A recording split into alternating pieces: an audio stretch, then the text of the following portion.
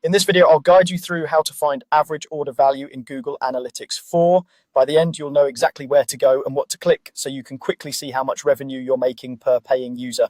This is really helpful for understanding the quality of your traffic and the effectiveness of your marketing and pricing strategies. First, open your browser and go to analytics.google.com. If you're not already signed in, log in with the Google account that has access to your GA4 property. Once you're in, make sure you've selected the correct account and property at the top of the screen, especially if you manage multiple websites or apps. That way, the data and reports you'll be working with are tied to the right property. Next, look over to the menu on the left-hand side and click on Reports. This is the main section where you'll find all of your pre-built and customizable reports in GA4. Think of it as the starting point for most of your analysis work, including anything related to revenue and user behavior. After you click Reports, you'll see a few options within that section.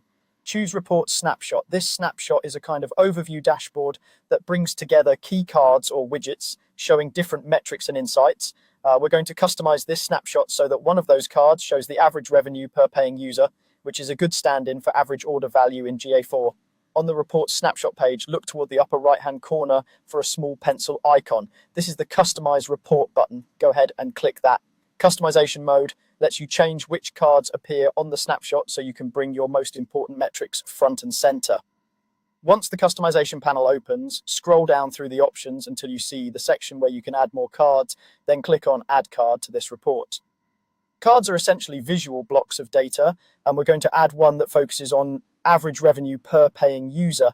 This is a great metric because it tells you on average how much each paying user is contributing in revenue over the time period you're looking at.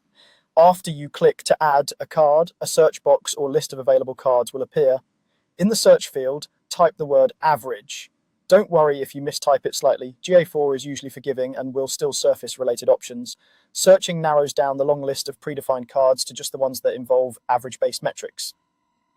In the search results, look for the metric labeled ARPPU, which stands for average revenue per paying user. This is the closest built-in GA4 metric to traditional average order value because it focuses on users who actually make purchases, not just all users. Click on RPPU to select that card. You'll typically see a preview or some indication that this card is now ready to be added to your snapshot.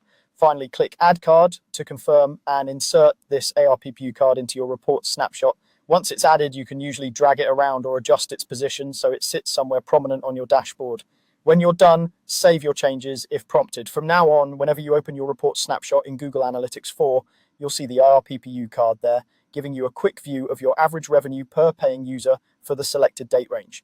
You can change the date range at the top of the screen to analyze trends over time or compare periods to see how your average order value is evolving as you adjust your campaign's pricing or website experience.